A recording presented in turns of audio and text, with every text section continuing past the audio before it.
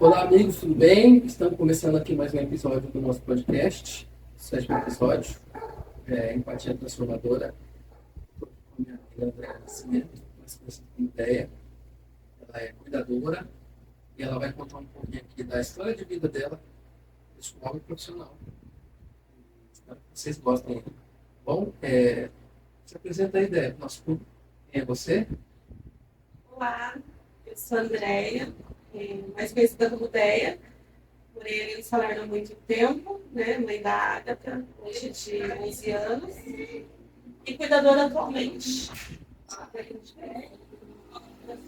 Acabou, gente. Vamos encerrar ela aqui. Ela já ela tinha para falar hoje. Cadê? Ela está tímida. É uma pessoa tímida, sabe? Mentira, não me Tá bom? Então, Deia, quanto tempo você está nessa área de cuidadora? Por que você quis ser cuidadora? Conta lá no começo. O que te mordeu? Foi ninguém que te picou lá para você ter interesse em cuidar de pessoas, né? De onde que surgiu essa vontade? entendi. Na verdade, eu fui lançada para esse tipo de trabalho, né? Eu me encontrei numa dificuldade há uns 9 anos atrás, onde eu tive um relacionamento e essa pessoa se tornou tetraplégica. Essa lesão aconteceu. E com isso, para que eu pudesse cuidar dessa pessoa, a gente tinha que entender um pouquinho mais sobre os cuidados, sobre a necessidade dessa pessoa, e assim foi como eu fui lançada nesse tipo de trabalho aí. É como se você tivesse caído no barco, assim, de repente, o barco virou, né? E agora tem que pegar lá. Exatamente. Não sabe nada. E continuei. É legal que você acabou gostando, né, dessa área de cuidadora e virou profissão, né? Até então você não conhecia praticamente nada, né? Porque a gente sabe que é uma cuidadora, mas a gente não tem noção do que eles passam. O que precisa para ser um cuidador? É que, na verdade, a gente não acredita que precisa de um estudo, de uma qualificação para se tornar uma cuidadora, né? A gente, de repente, vê muitas situações em que as pessoas são lançadas para esse tipo de cuidado sem que a pessoa tenha nenhum respaldo, nada. Né? E quando você se vê nessa situação e você se pergunta como é que eu posso ajudar uma outra pessoa, aí você começa a prestar atenção em quais são as necessidades, aonde você precisa tratar, melhorar aquela pessoa e ajudar para que aquela pessoa tenha pelo menos uma qualidade de vida, e então você começa a ter esses cuidados. E foi aí que eu me apaixonei, quando eu comecei a conhecer o que era o cuidado, porque você cair de paraquedas não é tão gostoso, né? Mas você conhecer e começar a conviver com isso e aprender a lidar com isso é mais fácil, eu me apaixonei por tudo isso. Legal, eu vejo a área de cuidadora de cuidados, né, com pessoas, é difícil de se trabalhar. A gente imagina a gente cuidar de um ente querido que está numa situação igual já não é fácil. Imagina você levar como profissão e cuidar de pessoas estranhas. Claro que com o tempo você vai convivendo ali, vai deixar de ser uma pessoa estranha. Mas você imagina quão difícil é isso? Eu trouxe a Nara aqui. Ela é professora de crianças especiais e ela cuida desde da infância até a adolescência, e ela passou por situações que ela meio que caiu de paraquedas, acabou se apaixonando pela profissão, e ela passou por situações de apanhar da criança. Então, assim, é difícil, mas tem muito amor aquilo, gostar daquilo que você está fazendo, né? Não é fácil. Minha mãe tentou, fez um curso. Eu sei que ela chegou a começar a cuidar, mas ela viu que não tinha um jeito, feeling para aquilo, não era para ela. Essa área é para poucos. Você falou, tem que se apaixonar, tem que ser mordido por um bichinho. Igual a Nara falou, ela foi picada por isso, então ninguém consegue explicar por que ela falou. Isso acontece, né? Como eu fui desbravando esse mundo de cuidados, assim, eu digo que eu passei um tempo, porque quando a pessoa ela necessita de cuidados, a primeira sensação é a não aceitação. pessoa não aceita que ela mesma precisa de cuidados. É uma pessoa, normalmente, ela sempre foi uma pessoa independente, né? Então, eu vi que isso aconteceu com ele, essa não aceitação. Demora um tempo para que a pessoa possa se acostumar com você, com os cuidados que você tem que ter, e fazer pela pessoa que ela não consegue mais fazer por si só. Então, na sequência disso, eu trabalhei com a primeira pessoa tetraplégica que eu trabalhei, tinha uns 6 meses de lesão só. E ele era uma pessoa muito nova, 26 anos ele tinha. E eu lembro de várias vezes chegar no ponto de que ele não queria mais viver, de que ele não queria mais estar ali, sabe? E o cuidador, ele tem que passar por isso, porque às vezes ele não quer o cuidado, mas não porque ele não aceita o cuidador em si, mas é porque ele não aceita a vida que ele tem. Deve ser muito difícil essa questão se a gente for pensar em eficiência, em acidente, por exemplo. Um acidente, médico, por mais que ele está numa condição difícil, mas ele ainda consegue ser ativo, né? Uma pessoa tetraplégica, se a gente imaginar que existe surdo, cego, existem diversas deficiências, mas na minha visão, como leigo, que eu imagino, uma das piores, porque você está praticamente 100% dependente de uma pessoa para tudo, né? Então eu acho que a tetraplegia, a pessoa tendo essa condição, acho que é muito difícil a aceitação. Ainda mais quando a pessoa não está ativa, jovem, né? Um jovem ativo, 26 anos. Exatamente. Essa pessoa, ele tinha a prática de exercícios físicos e uma rotina de estudos, e então, assim, quando ele realmente não aceitava aquilo. E quando eu cheguei para trabalhar, diversas vezes eu via a não aceitação dele, da minha presença naquele lugar, sabe? Mas aí, antes de você se tornar um cuidador, você se torna um amigo. Porque você escuta as lamentações, você escuta... De repente, a pessoa realmente não consegue mais fazer o que ela necessita que você faça por ela. Então, quando a gente chega numa casa que a gente vai cuidar de alguém, a gente primeiro conhece a pessoa e não a lesão. E não a condição da pessoa, mas a pessoa em si. E aí a gente vai se tornando mais próximo dia após dia. Acho que o caminho mais fácil é, como você falou, construir um tipo de laço, porque, querendo ou não, você vai conviver um período com a pessoa. Pode ser que seja muito bom ou não. Mas, assim, você vai criar uma rotina. Como se fosse uma rotina de família e trabalho. Todo dia você tem que trabalhar, todo dia que eu trabalho, eu tenho minha rotina. Já estou acostumado com as pessoas, já estou lá há bastante tempo. Então, tudo é mais fácil. Imagina você chegar num emprego novo, você é jovem. O jovem é mais difícil, então a gente amadurece um pouco mais fácil. Você chegar no seu primeiro emprego, sua mãe chega numa empresa grande, chegar, você não conhece ninguém. Como você se sente? Então, assim, é legal que você falou que essa construção de um laço, um vínculo, para quebrar essa barreira da não aceitação, porque igual você falou, ele não quer, não é que ele não quer ser cuidado, ele não consegue aceitar a condição que ele tem que ser cuidado. Bom, agora eu preciso de coisas básicas, como, sei lá, beber um copo de água, posso fazer mais sozinho. Eu imagino como o maior desafio. Tudo é difícil, mas o resto é técnico. Você limpar, você cuidar de tudo com cuidado, né? Mas de um jeito, mas conseguir fazer com que a pessoa te aceite ali para você viver com ela é difícil, né? Eu, sinceramente, sei que você faz, mas a gente nunca tinha para conversar mais a fundo. De como que é difícil no começo. Você já está numa carreira longa, no começo. Quando você chegar na sua casa, você conhecer uma pessoa, foi difícil ali no momento. Imagina quando você chegar em casa. Eu acho que no começo, a primeira sensação que eu tive de cuidado, como foi com uma pessoa muito próxima, eu pensava em, poxa, que triste, né? É muito triste a gente ver uma pessoa numa situação dessa, né?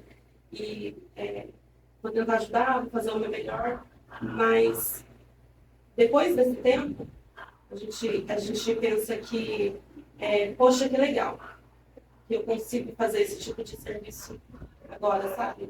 Eu consigo fazer chegar mais próximo, poder cuidar, para poder dar uma qualidade de vida para aquela pessoa. Foi muito difícil e ainda é muito difícil quando se trata de uma pessoa que é lesionada recentemente. Porque a pessoa tem que passar pelo processo de luto também, daquilo que ele perdeu, né? Sim. E aí você participa junto. Você participa junto com aquela pessoa. E ainda que você não tenha a proximidade, você sofre junto, né? Você Vai acabar. começa pegando como vou dizer, Vai se criar apropriando daquilo, se apropriando daquela dor, né? você vai criar uma empatia ali pela pessoa.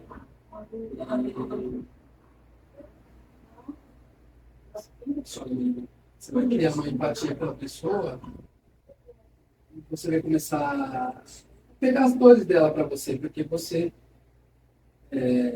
começa a conviver com ela dia a dia. Pode falar, Verdade. Mas hoje eu consigo lidar com isso melhor. E também porque a gente já começa a trocar experiências depois de tudo isso, né?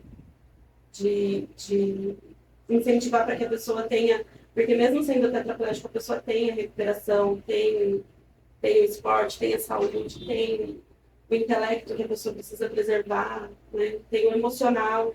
Então, são várias partes do cuidado que precisam ser efetivas na vida daquela pessoa. E aí, quando a pessoa não consegue somente um movimento, ele consegue desbravar várias outras coisas. E aí, a gente precisa continuar tentando. É meio que como se a pessoa tivesse se conhecendo novamente, né? Tivesse nascido ali no bebê, vai aprender tudo. Exatamente. Superar aquelas limitações.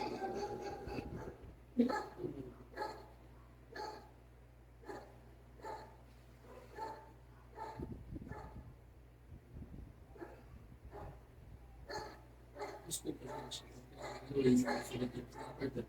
Então,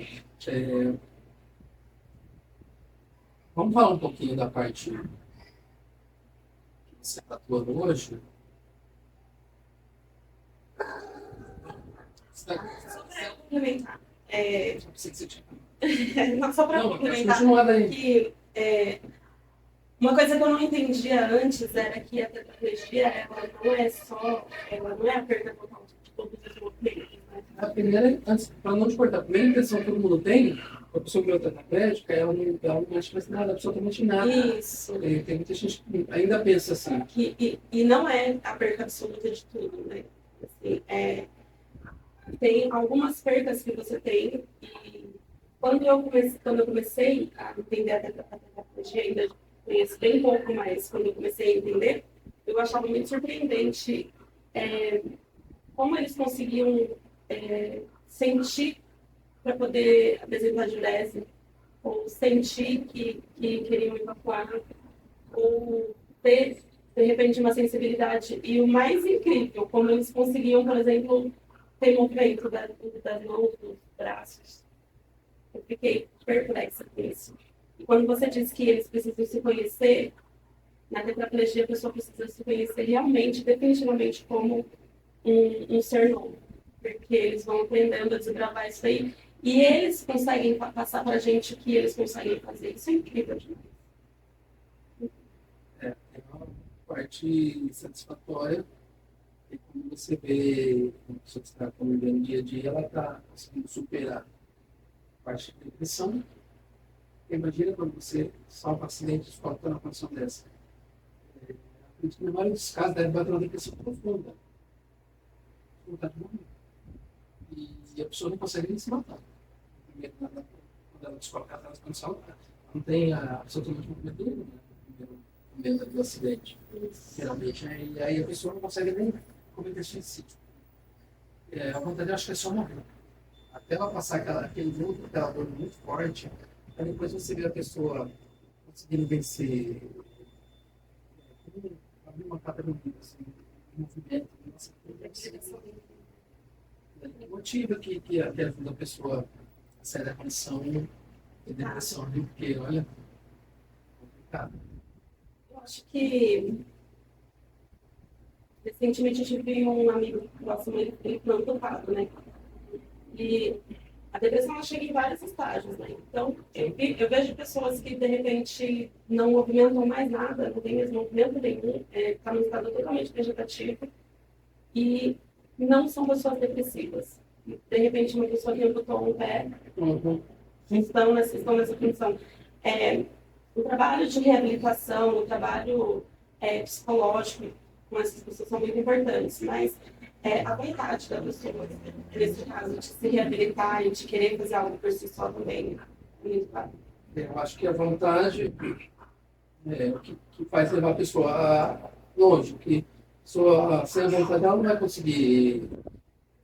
Ela pode até ir na fisioterapia porque é levado, fazer, mas se ela não tiver aquela vontade, aquela vontade de superar aquilo ali, vencer pelo menos, melhorar aquela condição, ela não vai chegar, ela vai definhar, né? Porque posso estar enganado com o que eu estou falando aqui, mas eu vi isso no filme. Você vê por aí. Você assistiu aquele filme que o cara é tetraplégico, aí vai um ator francês, vai cuidar dele, ele é muito bonito, vai ser um cara para se divertir, muda a história dele. Aí ele vai cuidar do cara e fala, o pessoal está mexendo nas suas pernas, nos seus braços, você não mexe. Aí ele falou, no filme ele falava que era para poder ajudar você a circular nas pernas, nos braços, para poder ter uma qualidade de vida melhor. Tudo, porque querendo no braço, a perna, se não mexer, vai atrofiar, né? Músculo. Por que vocês fazem esse tipo de trabalho para o tetraplégico também? Ou é mais, acho que o pessoal de fisioterapia que faz, no caso, né? Eles passam, pelo menos quem se cuida passa por isso ou não? Eu acho que o cuidador, ele faz todo o serviço. Ele faz serviço psicológico, ele faz serviço de enfermagem, ele faz serviço de fisioterapia. O cuidador, ele trata de tudo isso. Claro que se a pessoa tiver condições de ter um fisioterapeuta e tudo mais, enfim. Mas eu acho que o cuidador, ele tem por obrigação fazer todos esses trabalhos, porque ele está ali para auxiliar no que a pessoa não pode fazer por si só. Então, se a pessoa não se movimenta, tudo que ela precisar, o cuidador vai estar ali. vai ter que fazer. Tem que fazer. Então, você supre a necessidade daquela pessoa no que a pessoa não é capaz de fazer por si. Tanto uma pessoa com deficiência ou um idoso, por exemplo, que não consegue mais cuidar de si sozinho. Então, assim.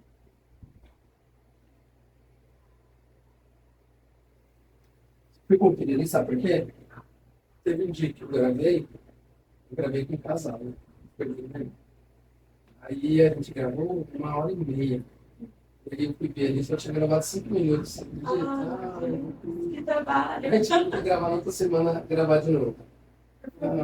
Não, tá tudo certo. Nossa. Quando tu vê 5 minutos, não dá pra nada.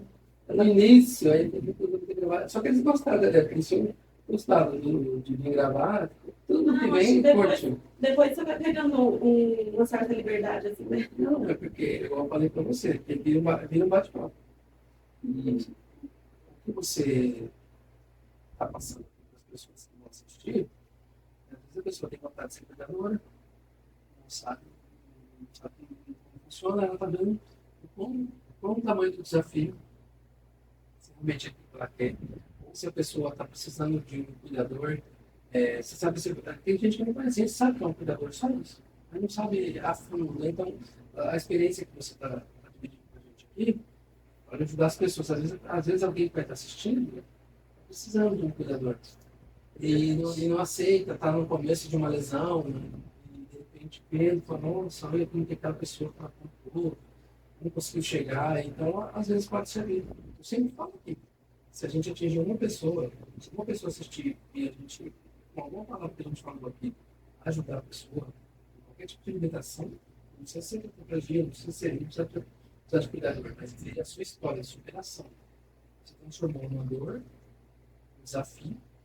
A gente sabe que muitos casais, às vezes a pessoa está numa posição, eles abandonam, agora, não conseguem lutar junto. É um desafio muito grande, a pessoa não consegue. É muito comum. Você transformou um desafio grande e você não aceitava. E você teve que aprender uma coisa que você não sabia para poder cuidar, virando sua profissão. Então, assim, serve para motivar outras histórias, não precisa ser só cuidador. Porque área profissional da vida. Motivação de transformar, de superar barreiras. Porque parece que está superando o que até agora, você contou aqui. Parece muito desafiador, que você vai aos poucos falando para a gente, vai vendo que tem todo um lado satisfatório, de vencer, de superar, mas que é uma profissão bem difícil. Isso. Eu acho que lidar com as adversidades é muito interessante. Assim. Eu cheguei, depois da lesão do meu ex, foi acho que foi a lesão mais complicada que eu tive que trabalhar, que eu tive que lidar. Porque até hoje é a lesão mais complicada de lidar. Porque ele teve uma lesão completa, né? Então ele não tem movimento nenhum. Depois disso, eu tive que lidar com tetraplégicos que eu vi que eles conseguiam ter outro tipo de movimento, outro tipo de sensibilidade, outro tipo enfim, de sensações, sabe? E eu vi que ele não tinha e que ele não poderia ter o que os outros tetraplégicos tinham, porque depende da lesão, da altura da lesão, do grau da lesão, enfim. E eu acho que a dele foi a mais difícil, além de ter sido a mais difícil, porque ela foi a mais complicada e a mais severa, era mais difícil emocionalmente para mim. Emocionalmente. Porque eu acho que depois disso eu aprendi a lidar com qualquer outro tipo de situação nessa área. Aprendi com ele, aprendi para poder ajudar ele, né? E acabei ajudando várias pessoas. Porque aí eu fui lançada no mundo do cuidador assim, num tempo curto de 6 meses. Parece que Deus ele falou assim, olha, você vai aqui, você vai aprender isso aqui, porque eu vou precisar que você faça isso mais pra frente. E aí, quando eu conheci um cadeirante, já tetraplégico, que me apresentaram e me disseram assim, olha, tem um tetraplégico que está precisando de cuidado, e eu queria que você fosse lá, porque eu já estava lidando com uma lesão do meu ex, né? Eu falei, não, eu vou lá. E esse tinha 6 meses de lesão e não aceitava de maneira nenhuma essa lesão. E foi muito difícil. E o processo de reabilitação dele foi que me levou a conhecer todos os outros cadeirantes e a equipe inteira da área do trabalho. E aí eu comecei a lidar com todo tipo de deficiência física. Então eu fui lançada nisso. E parecia que eu estava me descobrindo, porque assim, até então eu não tinha uma vida muito legal, né? E eu estava me descobrindo ali. E eu fui trabalhando voluntariamente com aquilo, fui aprendendo e fui... E eu vinha sempre para casa com aquela sensação de que, nossa, eu posso trazer isso para cá, para dentro de casa, para ajudar a pessoa que eu comecei a cuidar primeiro. Aí eu ia para lá mais uma vez e voltava com mais 6 cadeirantes, mais 6 histórias diferentes, com mais 6 lesões diferentes. E cada um falava, não, assim é melhor para cuidar, assim assim é melhor para cuidar. Quando você tem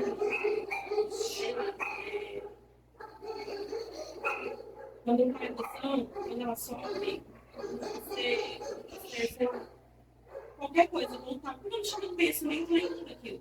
Quando eu voltava com aquelas informações, eu voltava com aquelas informações. Você aprendeu realmente na prática, sempre nas situações.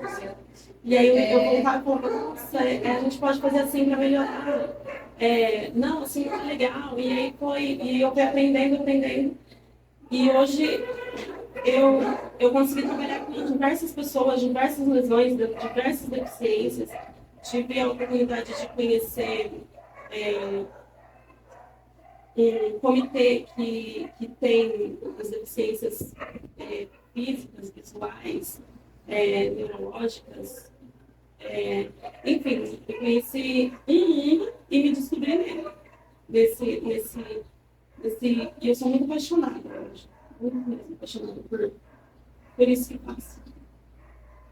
Muito bom, porque imagina você, uma amiga, anos fazendo uma coisa que você não gosta. Isso aqui, como você trabalha, né?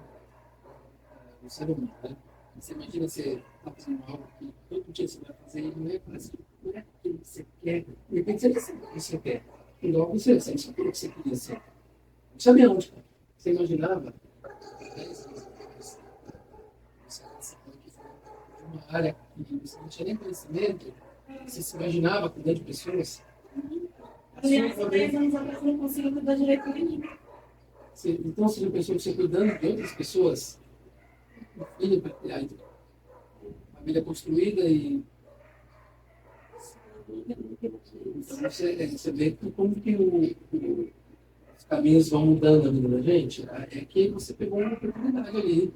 O rio passou e você sabe que os rios eles têm vários braços, nascentes e tudo, e levam para vários caminhos, geralmente. Né? E se você tivesse deixado passar, talvez você tivesse naquela mesma vida que você tinha há 10 anos atrás. Será aquela famosa frase que a Mari se vê bem? Sim. Talvez isso tenha que ter sido, na minha situação, talvez tivesse sido comigo, porque eu vejo muito. Então, você vê que às vezes a gente não entende no momento ali, nossa, o que está acontecendo comigo? A gente não entende. Mas quando a gente realmente chega em um momento, a gente vai pensar, quando eu cheguei, o caminho que eu trilhei, não foi fácil. Mas antes que eu estou hoje, eu nem imaginava que eu podia passar por isso. Já não tinha nem condições de imaginar que condições de pessoas. A responsabilidade desse. Eu nunca imaginei também que isso fosse se tornar uma coisa prazerosa, né? Porque a gente sempre acha que o trabalho tem que ser árduo, tem que ser cumprido, que a gente tem que ter as 12 horas de trabalho todo dia são bastantes, e na verdade eu já levo como todo dia eu aprendo um pouquinho mais. Eu acho que uma das memórias que tenho trabalhando foi de uma centenária. Uma senhora linda, linda, linda, portuguesa, assim, sabe? E você cuidar de uma pessoa centenária é mais difícil de cuidar do que uma pessoa tetraplégica, por exemplo. Porque ela era uma centenária lúcida, com aquela pele que parecia um papel, sabe? Muito frágil, muito frágil. E você cuidar, e você ter a oportunidade de cuidar dela é imensa, é uma coisa imensa. Imagina quantas histórias de vida uma pessoa dessa tem. Passou por muitas situações, né? Caramba, passou por guerra. Passou pela gripe espanhola. Pela Milhões. amarela. Milhões e milhões de pessoas. Pela gripe espanhola. Não sei se é da época dela. Acho que foi a gripe Pode ser espanhola. que- Estava do passado. Não, mas eu sei que o personagem tem como precisar. Eu sei que matou milhões e milhões de pessoas, né? Se não foi por essa, foi por outras, porque a idade que ela tem. Eu acho que foi sempre que ela falava. Ela- Como ela era lúcida, ela ela falava. faleceu, Ela faleceu. Faleceu com 103 anos. Um pouquinho, né? Você tem história, tinha história, né? Agora ela tá lembrando. Nossa, que- Linda, maravilhosa. Enfim.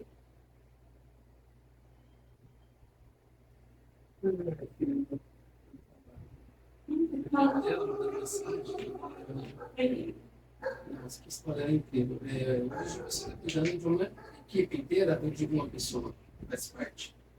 Você cuida da. Você trabalha. Conta um pouquinho o que você faz hoje. Hoje eu trabalho na associação Decamp, né? A associação, ela tem... Você sabe que ela para ser conselho? Sabe por quê? Você já viu o nome da associação? A Decamp? É, A Decamp. Perfeito. vai contar isso lá para o pessoal. Vou contar, Lá, né? Inclusive, vou falar para eles assistirem. fala para eles assistirem. Na associação, a gente tem, trabalha com esporte adaptado para vários tipos de deficiência, né? Então, tem o basquete, cadeira de rodas, o handball, o rugby, tem atletismo, tem várias coisas. Então, hoje eu lido com todo tipo de deficiência, né? E com o comitê que eu tive a oportunidade de conhecer também trabalha com pessoas, né, com deficiência visual, né? Enfim, são várias. E aí a gente vai aprendendo a lidar com todas elas. Inclusive, hoje eu também trabalho com um senhor,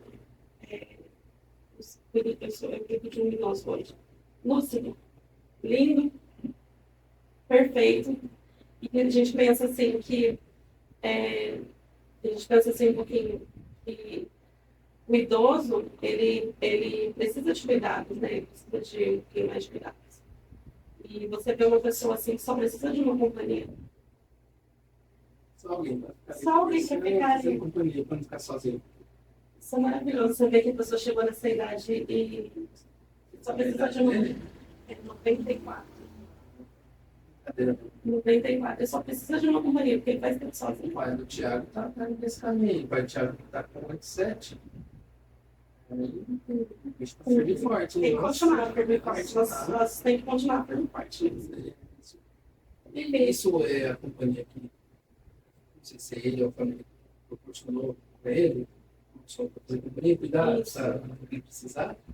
Entende ali que você pensa no idoso. Teve uma vida inteira pela frente, longa, passou por várias situações.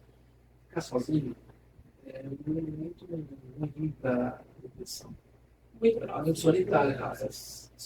Uma pessoa solitária, ela está muito próxima do caminho da depressão. Ela começa a pensar. Sabe que às vezes pensar demais.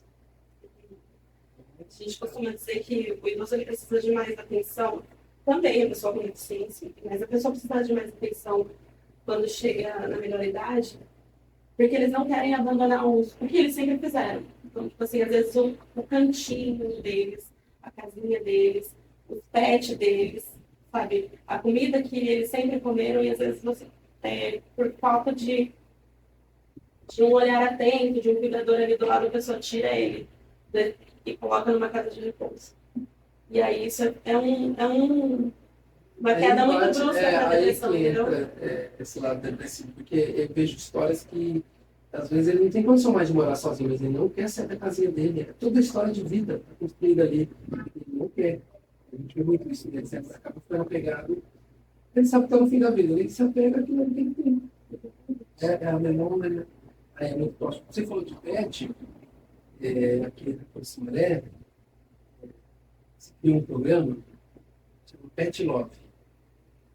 Pet Love. Ele serve para levar animais, tipo assim, animais da guarda, cachorros que são treinados, primeiramente, para levar para crianças com deficiência. Começaram na APA e na Pestalozzi, um dia específico que eles vão lá e levam esses animais para conviver com as crianças especiais da APA e da Pestalozzi. Então, não só a APA, vai ser vários projetos aqui na cidade. Aí você vem com um negócio de pet, eu falei, como que um pet impacta na vida de um idoso, uma pessoa que está sozinha? Eu não sou idoso, né? É na vida da gente. Às vezes uma pessoa tetraplégica, a convivência com um animal ali, o impacto é tão grande na vida de uma pessoa que está com dificuldade. E aí veio na minha mente, falei, nossa, que legal, né? Você já deve ter algum momento aí do seu trabalho, você já deve ter passado por uma situação de ter um animal também. Na verdade, eu lembrei de uma situação em que eu trabalhei com uma pessoa com Alzheimer, né? E ela não se lembrava de nada. Nossa, Alzheimer é triste, né? E é complicado. Ele não se lembrava dos pais, dos filhos, dos irmãos, da casa, porque a pessoa quer voltar para uma casa que ele não se reconhece mais no ambiente onde ele está. Mas ela falava assim sempre, vamos voltar para casa porque eu tenho que dar comida e falava o nome do cachorro, que eu não vou lembrar agora. E falava o nome do cachorro. E eu... Pode ser que ele tenha até morrido. Eu falava assim para a filha dela, cadê esse cachorro? Aí ela falou assim, ficou na outra casa, porque eles estavam morando em apartamento, né? E ficou na outra casa. E, nossa, ela tá bem velhinha já. E aí essa idosa sempre falava, não, nós vamos voltar para casa porque eu preciso alimentar o cachorro. E ela esqueceu de tudo, né? Do cachorro, porque o cachorro era a companhia mais próxima de todos os dias dessa pessoa. Então, pet é muito importante, né? Quando a pessoa está ali Realmente eu vejo para o idoso, né? Uma certa idade, sozinho, mesmo que tenha um cuidador, mas às vezes ele tem uma vontade de dormir ali sozinho, um animal próximo, e o animal, quando vem com o idoso, a gente vê que ele fica muito próximo ali, ele fica sempre pertinho, ele acaba, na verdade, o animal acaba tomando com a rotina da gente, né? Ele se adapta à sua rotina, ele vê o idoso, ele fica sempre próximo, a gente vejo mais em filme, né? Mas é muito, achei muito verdade isso daí. Essa senhora, ela não se lembrava nem das necessidades fisiológicas dela mais. Mas do cachorro ela Eu lembrava. vejo o Alzheimer como uma das doenças mais tristes, porque ela, você às vezes não tem nenhum problema físico, né? Mas ela acaba com tudo que você construiu na sua vida, na sua memória, ela, Todas as memórias. eu sei que tem grau, assim, a gente que está no menor vai perdendo um pouquinho, vai lembrando, mas a gente vê pessoas que chegam no estágio final do Alzheimer que não lembram nem quem é, mas é triste, né? Sabe que o Alzheimer ela é uma doença que pode te pegar novo, né? Não sabia. Você pode ter o Alzheimer. É, eu não sei com que idade mesmo, mas deve ser aproximadamente com 50 anos. Você começa a ter os indícios do Alzheimer, né? Chamado. Esqueci, mas enfim. No idoso, ele é muito. Isso, é perfeito. É Alzheimer já. No idoso, Você já as não pessoas. tá? Acho que tô. Será que você já não tá Vou perto? fazer o exame. Meu Deus. No idoso, eles começam a se confundir muito entre o Alzheimer e a demência, né? Não é? Tem o idoso que já inicia o Alzheimer, ele perde toda a memória muito, muito bruscamente, assim, muito rapidamente. E a demência ele vai perdendo com o tempo, assim, um tempo maiorzinho. Mas essa senhora, ela não lembrava de mais nada. Só. Só do cachorro que não pode, né? A demência, ela é degenerativa, né? Ela, conforme a gente vai ficando mais velho, vai perdendo músculo, né? O tecido vai ficando degenerativo. A demência com o tempo. Então, o Alzheimer, tem casos aí que a gente fica abismado, né? Pessoas que não sabem nem quem são mais. Existe.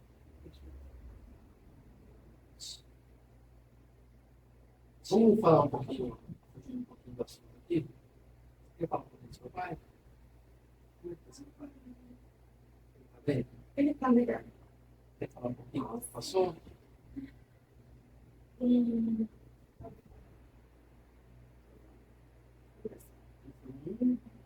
Vai, então. Vai. Sim, plano de saúde. Difícil. Meu pai, não. Meu pai, ele tem o DPLC, né?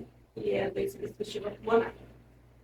E a gente sabe que mudança pulmonar ela é terrível, assim, ela é difícil. Mas eu vou fazer até um alerta aqui, porque meu pai passou por uma intubação, né? E ele passou por essa intubação sem a necessidade, porque ele realmente estava com a medicação toda controlada, ele estava indo super bem, ele tem as crises, mas a gente conseguia contornar com oxigênio, enfim. Só que, como uma pessoa cansa muito, como uma doença ela cansa muito, então ele começou a fazer tratamento cardiológico. Nesse tratamento cardiológico, ele iniciou uma medicação. E essa medicação ela não era compatível com as outras medicações que ele já tomava. E aí ele teve uma crise muito terrível. E ele ficou entubado. E eu achei que eu fosse perder. Você vê uma pessoa entubada, você já acha que é um filme, né? A pessoa não tem entubada, né? Quando você olha assim, é assustador. É que a gente entende, principalmente depois da Covid, a gente entende que a intubação é o fim de tudo, né? Mas eu imaginava que eu fosse perder meu pai por causa da doença obstrutiva que ele tem. Porque a gente sabe que quando ele tem crise, ele vai automaticamente para o oxigênio e a gente faz o tratamento o mais rápido possível para que ele volte, para que ele não fique dependente do oxigênio, né? Você ficar dependente depois. E a intubação Né? E a intubação é você depender, literalmente, do aparelho respiratório que está ali. Então, falei, nossa, ele não vai voltar. Foi uma corrente de oração muito grande para o meu pai. E E, assim, a comunicação foi muito rápida. Foi muito rápida, assim, para que ele conseguisse o leito de UTI, para que ele conseguisse recuperação, enfim. E aí, com uma semana, ele estava em casa de novo. Nossa, quando ele chegou em casa, eu falei, meu Tá tão Deus. rápido, né? A recuperação dele. Uma semana atrás a gente guarda e passou uma semana em casa. Tá em casa. Tanto que as pessoas nem acreditavam, falavam assim, mas o que aconteceu? Seu pai não estava no hospital? Ele estava mal, nossa. Estava. O doutor bem veio e fala rápido. assim, nossa, acho que até exagerou, ele não estava tão mal assim, não. Não, mas Não, eu imagino, eu sei que foi uma coisa muito séria. Às vezes tem pessoas que falam, nossa, não deve ter sido isso que ela falou, né? Ninguém estar tão. Não sabe aquilo, é forte. O bicho fala que é um touro. Foi. Ah, ele não, e a vontade de mim é muito grande, que quando não tem, é difícil lutar, que se a pessoa já se entrega, porque tá mal, não vai também. Meu pai é muito ranzinza, né? É uma pessoa ranzinza. Mas aí ele me volta dessa situação assim, uma pessoa mudada. Ele quer É que viver, tudo ali que tem pra ele viu, de viver. repente ele viu que, nossa, quase que eu fui. Nossa, ele Nossa, voltou muito mudado. e tem coisas que eu queria fazer que eu não fiz. Eu vou fazer E agora. eu vou fazer agora porque eu não tenho mais tempo. Porque ele tem uma doença. Ele vai tratar, pode ter bastante, claro. Mas ele sabe que, assim como qualquer um de nós, você pode sair daqui, eu posso terminar o programa e passar, morrer. Ele sabe como Mas eu acho que hoje ele tem uma noção maior da gravidade da doença dele. Talvez ele precisou chegar naquele ditado lá da depressão. Você precisou chegar no fim do poço Ele para voltar. poder. Que alguém fala, estou no fim do poço. Você fala, então, meu filho, daí para baixo você não tem para onde mais. Cair você não cai mais. Você já está no fundo. Agora, o único caminho que você tem é subir. Ele, de repente, transformou ele. Foi bom para ele. Foi bom. Assim, por causa da transformação, não ter passado por isso. Foi bom e foi ruim. Não ter passado por isso, mas já que passou, superou a transformação. Foi um processo. Você vê, era ele podia ficar 7 minutos, igual você falou. Isso aqui é diferente, mas é só uma comparação. Você perdeu um minuto ali, eu acordei, sabe o que eu passei. E hoje é passando. A gente viveu anos de luta. Anos. Você não vê um caminho. Tudo isso. Tipo, eu cheguei no fim do curso, e eu catei uma faca, e eu tinha, e capuquei mais, sabe? Eu capuquei mais, fiz mais um pouco de buraco no fundo do poço. Cheguei num lugar sombrio. Quer dizer, argentino, antes convertido, às vezes não sabe que a gente está sentindo. Ainda mais pessoas comprometidas igual você, igual eu. Sendo um pouco mais sério que eu, mas também é. Mas assim, a gente que é pessoas comprometidas, às vezes não enxerga que quando a gente deita a cabeça na cama, quando você passou por tudo, você passou por seu pai, quando você chega na sua casa deitado com a cabeça na travesseira, era só você. Nossa, todo mundo fala assim, você ideia. Nossa, ideia, olhar para o seu pai, ó, der força, às vezes pode até pensar, ficar, nossa, ideia, mas vai deitar para ver a vida dela. Você vai, você é com todo mundo, você é natural, um ser humano. Ela vai ver a vida dela. Tudo que eu passei, você sabia da minha história, você não conhece há muitos anos, a gente conhece há mais de 20 anos que a gente conhece. Mais de 20 anos que a gente se conhece. E a gente passar por uma situação dessa, e quando a gente teve conhecimento parceiro, é só a gente, né? Mais que as pessoas tenham empatia no momento ali, é só no momento também, viu? Porque depois, quando você passou, aquele tipo de empatia foi embora. É só no momento. Mas é bom esse podcast para a gente poder falar um pouquinho, porque ela se perpetua aqui, né? Porque às vezes a gente. Às vezes nem a gente se dá conta do caminho que a gente traçou de lá para cá. Se a gente não parar para contar toda a história, conversar. se você não pegar a história lá atrás e começar a contar, nem você imagina o caminho que você trilhou. Você tem noção, mas você fala, nossa, mas foi tudo isso mesmo. Caramba. Então, assim, é igual você falou. Você falou para mim, o que, que a gente vai falar? A gente vai contar a sua história um pouco para mim. Só isso que a gente vai fazer aqui. E é um programa feito para as pessoas comuns. Não é feito. Você tem uma linguagem técnica. Claro que em algum momento, na segunda temporada, eu quero fazer um mais voltado para fazer especialistas e pessoas da área, tipo assim, uma cuidadora e por exemplo, um psicólogo, um enfermeiro, você não sabe assim, é meu pensamento, vai falar, vai ter a parte técnica, mas eu não quero só isso. Porque a gente está aqui no papo leigo. Pessoas comuns que mostram a gente. A gente não está aqui para ser especialista. Nem você no que você fala, mesmo você trabalhando na área, você sabe que você está cada vez mais aprendendo. A área que nunca para de aprender. Então, o intuito do programa é ajudar as pessoas a falar. Esse é o principal. Compartilhar. Eu fiquei anos sem falar. Tem coisas que eu falei naquele programa sobre a minha história que eu nem comecei a contar para você ter uma ideia, que é muito louco. E eu nunca contei para ninguém. Tipo, sinal, eu sei que homem é mais. Tá vendo sinal que mulher ainda, né? Sei que às vezes é difícil observar, a correria do trabalho, tem seu pai, dá cuidar, sua filha, da escola, tudo estudando, não tem. É difícil. Mas a gente para em algum momento para observar o sinal. Sua, a mesma idade da minha. Observar os sinais. Seu pai. Então, assim, às vezes, se a pessoa tem uma depressiva, a gente não está vendo. Eu sei que é difícil enxergar dela. Eu passei por isso. Mas às vezes, um pouquinho que você assistiu, você viu algum sinal, nossa, estou vendo uma coisa, preciso conversar. E as pessoas precisam se abrir. Ou falar é o primeiro passo. Ah, mas eu não tenho, eu não quero um psicólogo. Não precisa começar por aí. Começa por uma rede de apoio. Quem que é a sua rede de apoio? Sua familiares, seus amigos mais próximos. Tem alguém que se sente confiança? Às vezes fala para mim difícil. Eu bato um simples papo, conversar com ela, passando uma situação assim, não estou sabendo fazer. Às vezes só desabafar que você faz já te libera daquele peso que você está carregando e já você começa a enxergar que tem outros caminhos. Agora guarda tudo para você, você ganha uma bomba. Em algum momento você vai explodir, eu passei por isso. Eu chegava, eu guardava tudo. Eu fui anos numa escuridão. Só eu sempre passei. E hoje, tem que falar. Sempre falo até demais, né? Desculpa, gente. Às vezes eu venho, faço programa e falo mais que os entrevistados. Tem que ficar me policiando, tem que falar demais. O entrevistado tem que falar mais. Mas, assim, é muito importante o que você está fazendo aqui hoje.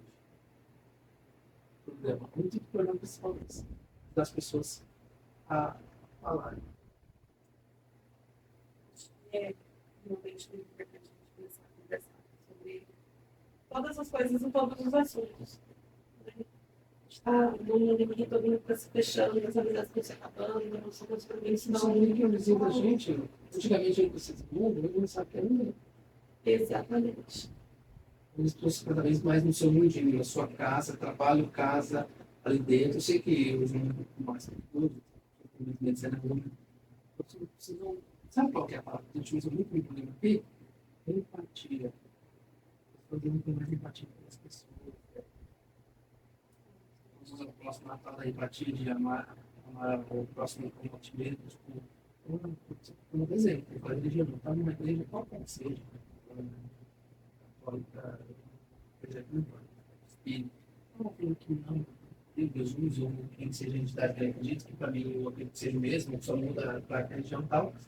E virou as costas para pisando no primeiro pescoço da primeira oportunidade. Então, assim, vai tentar empatia pelas pessoas. Para fazer o que você faz, tem que ter empatia, senão você não consegue. Não falando para ficar saindo na rua amando todo mundo. Não dá. Eu falo assim, antigamente as pessoas andavam na rua e falavam para todo mundo. Não dá para falar para todo mundo, a gente não vai no centro de campo, é possível. Eu ainda falo. Então, você ainda é uma das antigas dessas pessoas, né? Cadê a empatia? Eu chego no meu trabalho, visto o chefão maior, entendeu? Eu trabalho até a faxineira. Para mim, tudo igual. Eu vou, tudo bem, conversa, temos aqui um incrível, porque eu consigo ter essa empatia. E vejo muitas pessoas que não têm mais, perderam e estão pensando só no bem material. É importante. É dinheiro, é proporcionar para os filhos, pais. Só seu pai quase morreu. Para aprender também a viver depois disso aí. Então, você está vendo que você sabe qual que é o bem mais precioso do ser humano? Você sabe? A vida. Jesus fala assim, saúde. É o bem mais importante. Saúde. Sabe por que saúde? O bem das pessoas da vida. a vida é o bem das pessoas, mas sabe qual é o bem mais precioso da vida? Saúde. Ah, não é família? Não, não, é saúde. Sem saúde, isso não tem família. Não faz nada. Meus filhos tiveram que tinham saúde. Deus partiram. Não puderam viver essa vida terrena nossa aqui. Parte da medicina. Sem saúde, você não faz nada. O ser humano, você sabe, não é nada. O bem mais precioso da vida, a vida é o bem mais precioso, mas da vida é a saúde. Tendo saúde, você constrói tudo. Sem saúde. É verdade? As pessoas vão depender de outras pessoas que cuidem delas. Você foi embora, deixar a pessoa sozinha na casa, ela morre.